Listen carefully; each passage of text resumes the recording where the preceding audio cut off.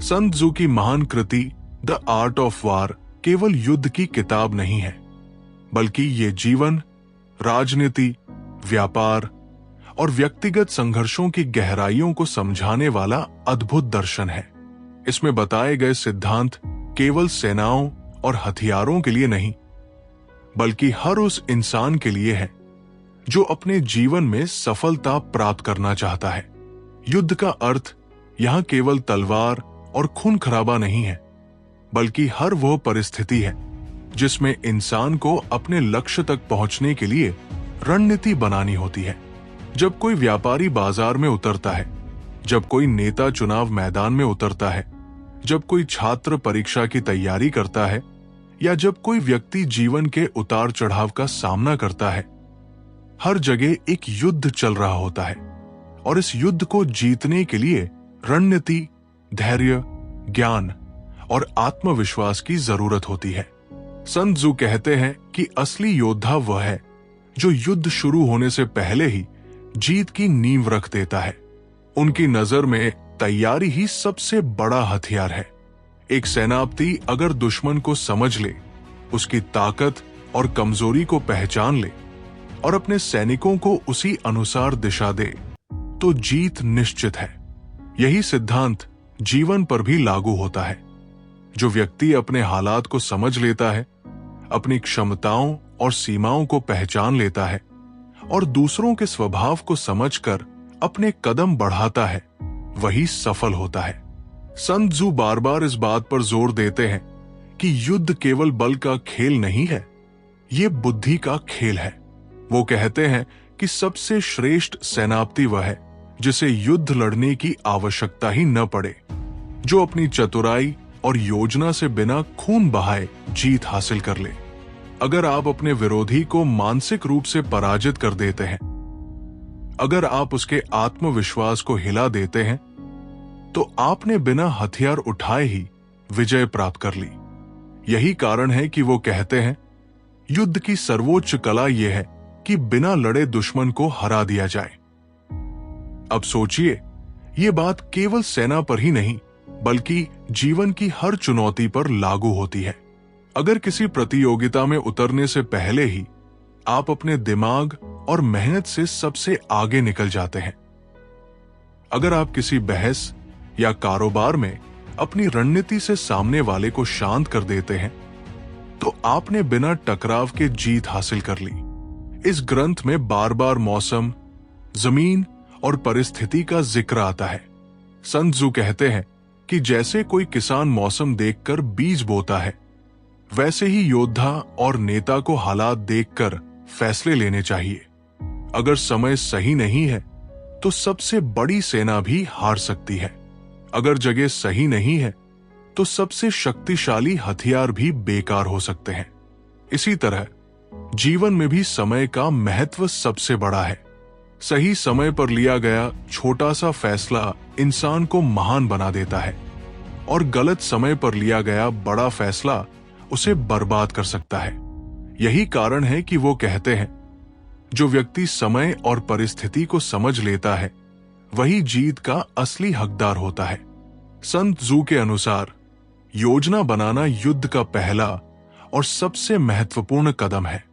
एक सेनापति को हमेशा दुश्मन के इरादों को भांपने की कोशिश करनी चाहिए, क्योंकि जो व्यक्ति सामने वाले की योजना जान लेता है, वो पहले ही आधी जीत हासिल कर लेता है। यही सिद्धांत हमें ये सिखाता है कि जीवन में भी हमें हमेशा दूसरों की सोच और परिस्थिति को समझने की कोशिश करनी चाहिए। अगर आप अपने प्रतिस्पर्धी या विरोधी की चाल को पहले ही पहचान लेंगे, तो आप उसके हर कदम का सही उत्तर दे पाएंगे।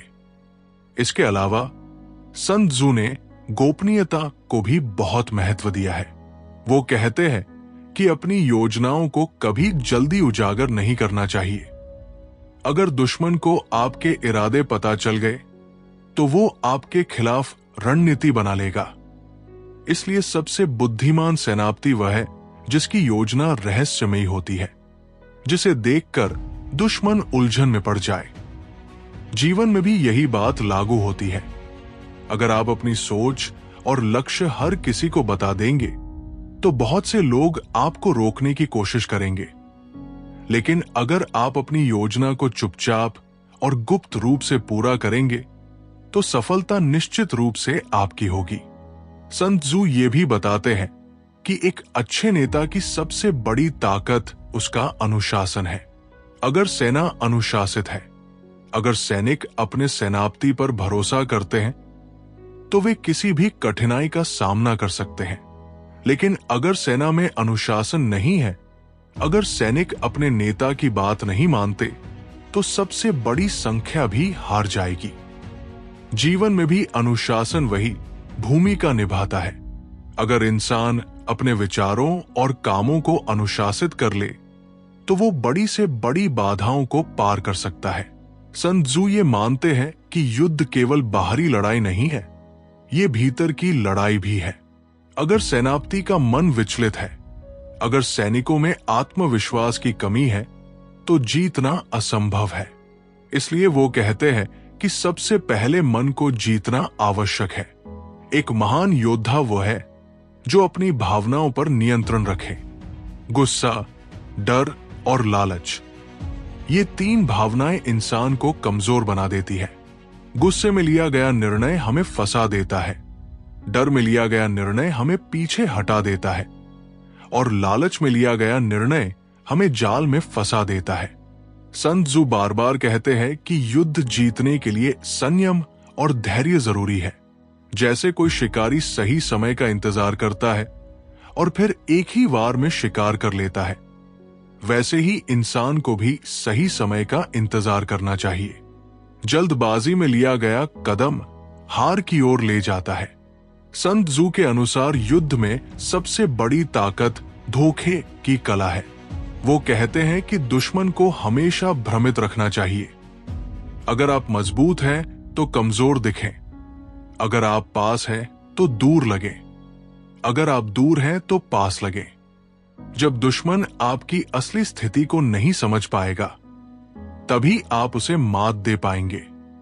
जीवन में भी यही सिद्धांत लागू होता है। कई बार हमें सामने वाले को हमारी पूरी ताकत नहीं दिखानी चाहिए। अगर आप हर समय अपनी सारी क्षमताएं उजागर कर देंगे तो लोग आपके खिलाफ तैयार हो जाएंगे। लेकिन अगर आप अपनी असली ताकत छुपाकर रखते हैं और समय आने पर दिखाते हैं तो आपकी जीत पक्की है।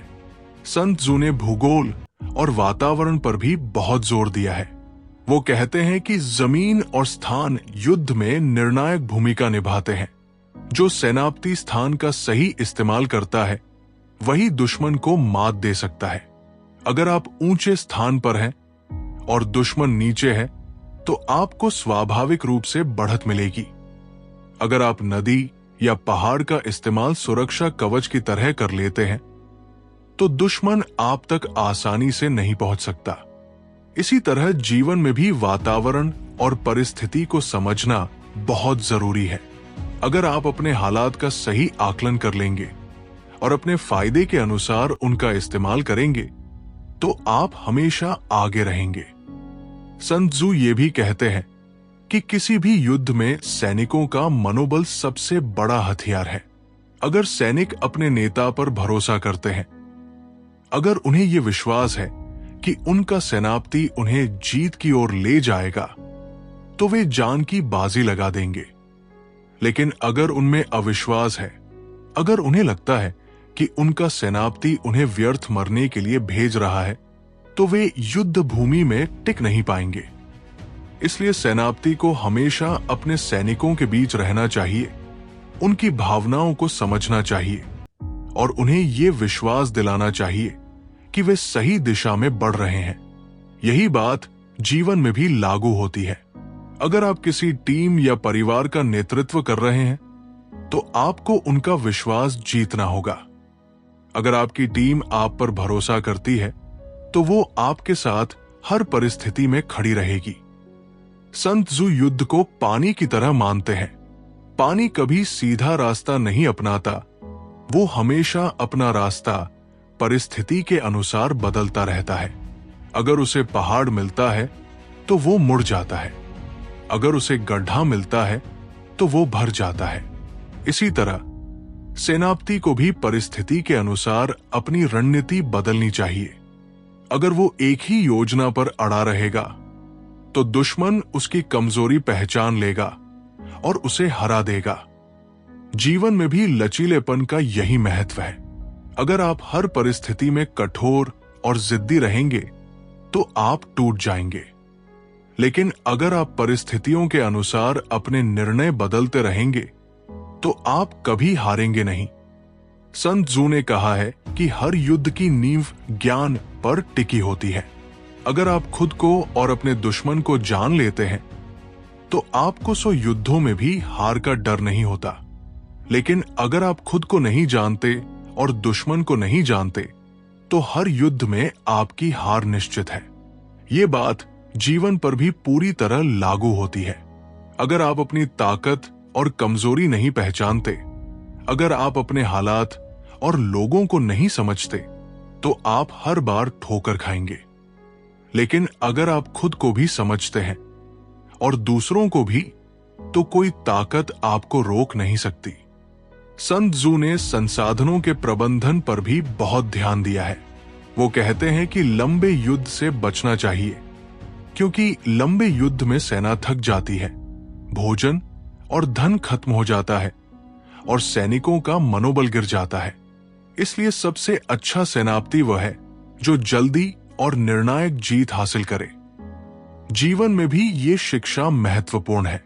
अगर हम किसी काम को लंबा खींचते हैं तो हमारी ऊर्जा और समय व्यर्थ हो जाते हैं, लेकिन अगर हम उसे सही रणनीति और पूरे फोकस से जल्दी पूरा कर लें तो हमारी जीत निश्चित हो जाती है। संत जू ने यह भी बताया कि दुश्मन की कमजोरी का फायदा कैसे उठाना चाहिए। अगर दुश्मन थका हुआ है तो उसे और थकाए। अगर वो भूखा है तो उसे भोजन से दूर रखें। अगर वो शांत है तो उसे परेशान करें। अगर वो शक्तिशाली है तो उससे दूरी बनाएं। अगर वो कमजोर है तो उस पर वार करें। ये सिद्धांत हमें ये सिखाता है कि जीवन में भी हमें हमेशा परिस्थितियों का फायदा उठाना चाहिए। हर व्यक्ति की कोई न कोई कमजोरी होती है और अगर हम उसे पहचान ले तो हम आसानी से जीत सकते हैं। संत जू ने अपनी शिक्षाओं में एक और महत्वपूर्ण बात कही है कि युद्ध में लचीलापन और परिवर्तनशीलता सबसे बड़ी रणनीति है।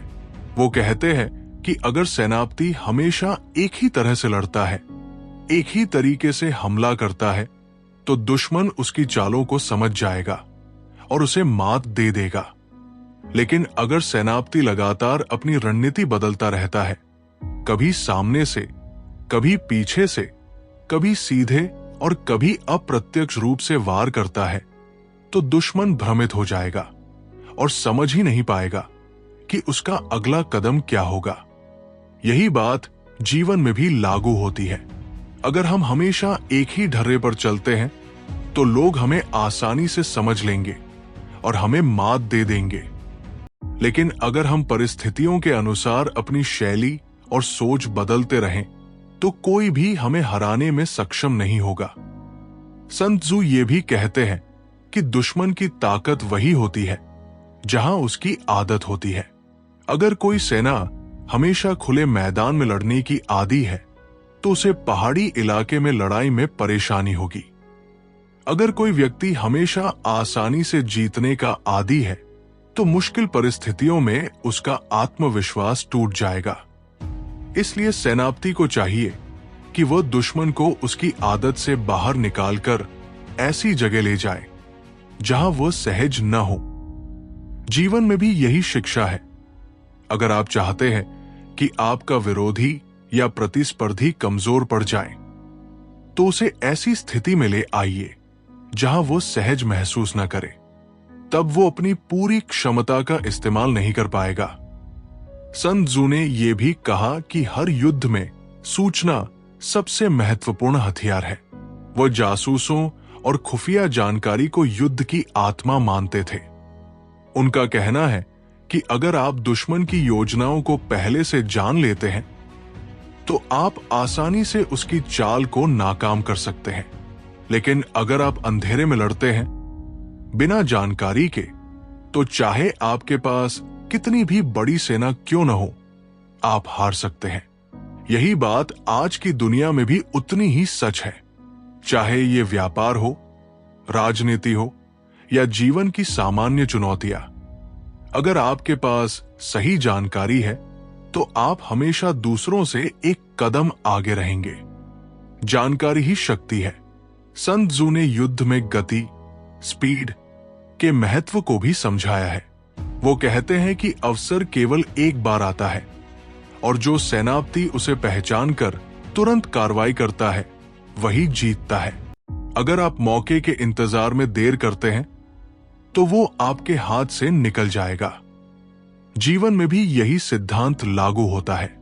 जो लोग समय पर सही कदम उठाते हैं वही सफल होते हैं। देर करने वाले लोग हमेशा पछताते हैं।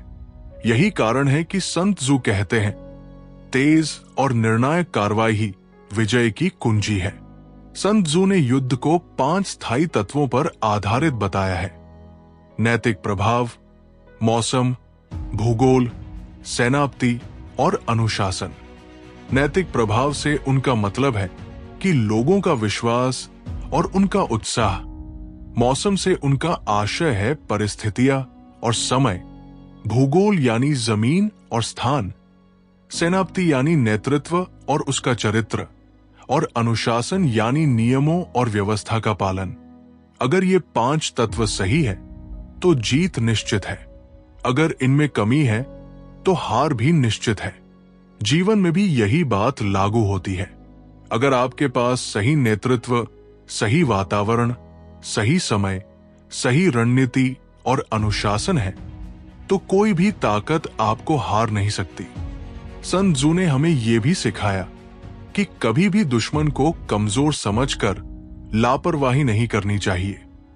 अगर आप अपने विरोधी को छोटा मानकर उसके खिलाफ तैयारी नहीं करेंगे तो वही छोटा सा विरोधी आपको हरा देगा। यह सिद्धांत जीवन में बहुत महत्वपूर्ण है।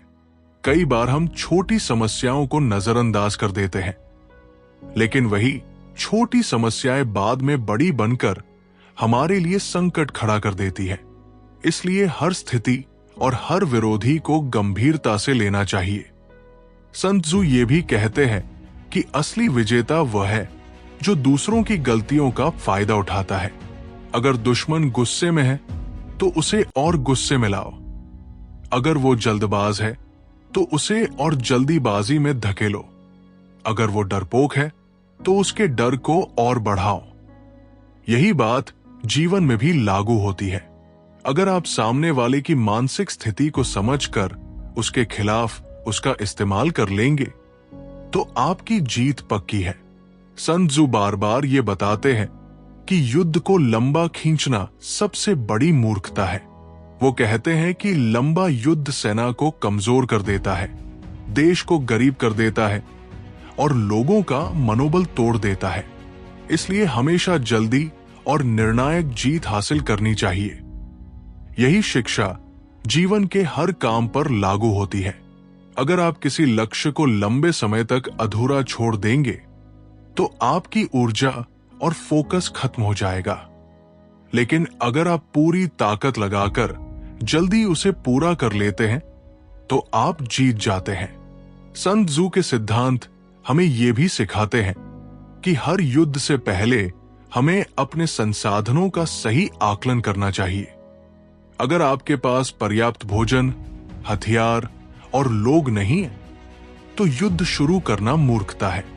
उसी तरह जीवन में भी अगर आपके पास सही तैयारी, ज्ञान और साधन नहीं तो आपको बड़े कदम नहीं उठाने चाहिए। सही तैयारी सफलता की पहली सीढ़ी है।